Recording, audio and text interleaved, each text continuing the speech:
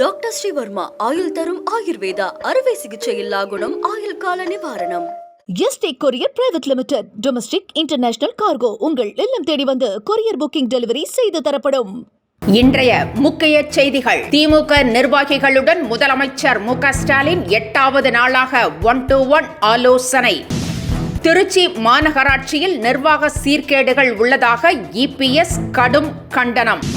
திருச்செந்தூர் சுப்பிரமணிய சுவாமி குடமுழுக்கு ஆலய யாகசாலை பூஜை ஜூலை 1ஆம் தேதி தொடக்கம். அன்புமணி ராமதாஸ் இடையிலான மோதலால் அதிருப்தி. ஆதரவாளர்களுடன் திமுகவில் சேர ஜி.கே. மணி முடிவு செய்திருப்பதாக தகவல். நடிகர் கிருஷ்ணாவை பார்க்க முடியுமா? சிறை அதிகாரிகளிடம் கேட்ட ஸ்ரீகாந்த். இனி விரிவான செய்திகள். முதலமைச்சரும் திமுக தலைவருமான மு.க. ஸ்டாலின் கட்சி முக்கிய நிர்வாகிகளுடன் இன்று 8வது நாளாக 1-to-1 ஆலோசனை நடத்தினார். மதுரை பொதுக்குழுவில் உடன்பிறப்பே வா என்ற தலைப்பில் திமுக நிர்வாகிகளுடன் 1-to-1 ஆலோசனை நடத்த முடிவு செய்யப்பட்டது. இதன் அடிப்படையில் கடந்த 13ஆம் தேதி முதல் தொகுதி வாரியாக நிர்வாகிகளுடன் முதலமைச்சர் மு.க. ஸ்டாலின் ஆலோசனை நடத்தி வருகிறார். அவர்களிடம் தொகுதி நிலவரம் குறித்து கேட்டறிந்து வருகிறார். இதுவரை 24 தொகுதி நிர்வாகிகளுடன் ஆலோசனை நடத்தியுள்ள நிலையில் இன்று 8வது நாளாக மொடக்குறிச்சி, மேட்டுப்பாளையம், அந்தியூர் தொகுதி நிர்வாகிகளுடன் முதலமைச்சர் ஆலோசனை நடத்தினார். திருச்சி மாநகர மக்கள் பல்வேறு நிர்வாக சீர்கேடுகளால் கடும் அவதியுற்று வருவதாக இபிஎஸ் கண்டனம் தெரிவித்திருக்கிறார். இதனை கண்டித்து அதிமுக சார்பில் ஜூலை மாதம் 3ஆம் தேதி ஆர்ப்பாட்டம் நடைபெறும் என அறிவித்திருக்கிறார். இது தொடர்பாக அவர் வெளியிட்டுள்ள அறிக்கையில், திருச்சியில் 2 மணி நேரம் பெய்த சிறு மழைக்கு புதிய பேருந்து நிலையம் தாக்குப்பிடிக்க முடியாமல் மேற்கூரை வழியாக மழைநீர் வழிந்து நடைமேடையில் விழுவதை பொதுமக்கள் பார்த்து கேலி செய்யும் அவலம் இருப்பதாக கூறியிருக்கிறார். மக்கள் நலனில் சிறிதும் அக்கறை இல்லாத திமுக ஸ்டாலின் அரசை கண்டித்தும் திருச்சி மதுரை தேசிய நெடுஞ்சாலை பஞ்சப்பூரில் உள்ள தேசிய ஒருங்கிணைந்த பேருந்து நிலையத்தை மக்கள் பயன்பாட்டிற்கு கொண்டு வர வலியுறுத்தியும் அதிமுக சார்பில் மரக்கடை அருகே மாபெரும் கண்டன ஆர்ப்பாட்டம் நடைபெறும் என இபிஎஸ் அறிவித்திருக்கிறார்.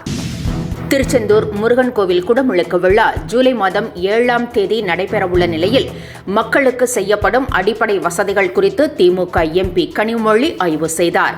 அறுபடை வீடுகளில் ஒன்றான திருச்செந்தூர் முருகன் கோவிலில் ஜூலை 7ஆம் தேதி குடமுழுக்கு விழா நடைபெறுகிறது. இதற்கான யாகசாலை பூஜைகள் ஜூலை 1ஆம் தேதி தொடங்குகிறது. இந்நிலையில் பொதுமக்களுக்கு தேவையான அடிப்படை வசதிகள் செய்யப்பட்டு வருகின்றன. இதன் அடிப்படையில் நடைபாதை அமைக்கும் பணி உள்ளிட்டவற்றை திமுக எம்பி கனிமொழி ஆய்வு செய்தார். இந்த ஆய்வின் போது அமைச்சர்கள் சேகர் பாபு, அமைச்சர் அனிதா ராதாகிருஷ்ணன் மற்றும் அதிகாரிகள் உடன் இருந்தனர். பாமகவில் ராமதாசுக்கும் அன்புமணிக்கும் இடையே ஏற்பட்ட அதிகார சண்டை உச்சகட்டத்தை எட்டியிருக்கிறது. இதனால் தொண்டர்களும் நிர்வாகிகளும் அதிருப்தியில் உள்ளனர். குறிப்பாக கட்சியின் தலைவர் ஜி.கே. மணி மிகவும் கவலையில் இருக்கிறார். அவர் எடுத்த சமரச முயற்சிகள் எதுவும் பலனளிக்கவில்லை. மேலும் கட்சியில் தனக்கு தற்போது போதிய முக்கியத்துவம் அளிக்கப்படவில்லை என்றும் அவர் கருதுகிறார். எனவே தனது ஆதரவாளர்களுடன் திமுகவில் இணைய முடிவு செய்திருப்பதாக ஒரு தகவல் வெளியாகியிருக்கிறது. கொகைன் பயன்படுத்திய விவகாரத்தில் நடிகர்கள் ஸ்ரீகாந்தும் கிருஷ்ணாவும் புழல் சிறையில் அடைக்கப்பட்டுள்ள நிலையில் கிருஷ்ணாவை பார்க்க முடியுமா என சிறை அதிகாரிகளிடம் ஸ்ரீகாந்த் கேட்டதாக தெரிகிறது. கொகைன் பயன்படுத்திய விவகாரத்தில் ஸ்ரீகாந்த் கைது செய்யப்பட்டு சிறையில் அடைக்கப்பட்டுள்ளார். அவரிடம் நடத்தப்பட்ட விசாரணையில் நடிகர் கிருஷ்ணாவும் கைது செய்யப்பட்டார். இது தொடர்பாக போலீசார் விசாரணை நடத்தி வருகின்றனர். சப்ளையர், அரசியல்வாதிகள் தொடர்பு என பட்டியல் நீண்டு கொண்டே போகிறது. கிருஷ்ணா எங்கே அடைக்கப்பட்டுள்ளார், அவரை பார்க்க முடியுமா என்று ஸ்ரீகாந்த் கேட்டதாகவும் அதற்கு அதிகாரிகள் மறுப்பு தெரிவித்ததாகவும் தகவல் வெளியாகியுள்ளது. எம்ஜிஆரின் தனி உதவியாளர் மகாலிங்கம் காலமானார். தமிழக முன்னாள் முதலமைச்சர் எம்ஜிஆருக்கு தனி உதவியாளராக செயல்பட்டவர் மகாலிங்கம். 73 வயதான அவர் தற்போது ராஜா அண்ணாமலைபுரத்தில் வசித்து வந்தார். உடல்நலக்குறைவால் மருத்துவமனையில் அனுமதிக்கப்பட்டிருந்த அவர் சிகிச்சை பலன் இன்றி உயிரிழந்தார். அவரது மறைவுக்கு இபிஎஸ் உள்ளிட்டோர் இரங்கல் தெரிவித்துள்ளனர். மறைந்த மகாலிங்கம் குண்டு கல்யாணத்தின் சகோதரர் ஆவார். ராமதாஸ் சொல்லித்தான் பாமக பாஜகவுடன் கூட்டணி வைத்ததாக அன்புமணி கூறியிருப்பது புதிய பரபரப்பை ஏற்படுத்தியுள்ளது. பாஜகவுடன் கூட்டணி வைக்க வேண்டும் என அன்புமணியும் சௌமியாவும் கெஞ்சியதால் தான் இந்த கூட்டணிக்கு தான் சம்மதித்ததாக ராமதாஸ் பகிரங்கமாக குற்றம் சாட்டியிருந்தார். இதற்கு இதுவரை பதில் சொல்லாமல் இருந்த அன்புமணி தற்போது பதிலளித்திருக்கிறார். ராமதாஸ் சொல்லித்தான் பாஜகவுடன் கூட்டணி வைக்கப்பட்டதாகவும் தற்போது விசிக காங்கிரசுக்கு ராமதாஸ் மீது ஏன் இவ்வளவு பாசம் என்றும் அன்புமணி கேட்டிருக்கிறார். விடாமுயற்சி படத்தின் வெற்றியை காலமே தீர்மானிக்கும் என அதன் இயக்குனர் மகள் திருமேனி தெரிவித்திருக்கிறார். கடந்த 2012ஆம் ஆண்டு மகள் திருமேனி இயக்கத்தில் அருண் விஜய் நடிப்பில் வெளியான தடையற தாக்க திரைப்படம் அண்மையில் ரீரிலீஸ் செய்யப்பட்டது.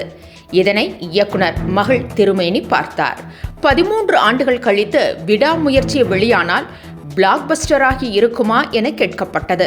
அதற்கு பதிலளித்த மகள் திருமேனி பாசிட்டிவா நெகட்டிவா என்பதை காலம்தான் தீர்மானிக்கும் என்றார். டாக்டர் ஸ்ரீவர்மா ஆயுள் தரும் ஆயுர்வேதா அறுவை சிகிச்சை இல்லா குணம் ஆயுள் கால நிவாரணம். Yesterday courier private limited domestic international cargo உங்கள் இல்லம் தேடி வந்து கொரியர் புக்கிங் டெலிவரி செய்து தரப்படும். என்றும் உங்களுடன் மை இந்தியா. முக்கிய செய்திகளை உடனுக்குடன் தெரிந்து கொள்ள சப்ஸ்கிரைப் பண்ணுங்க, பெல் பட்டனை பிரஸ் பண்ணுங்க. என்றும் உங்களுடன் மை இந்தியா.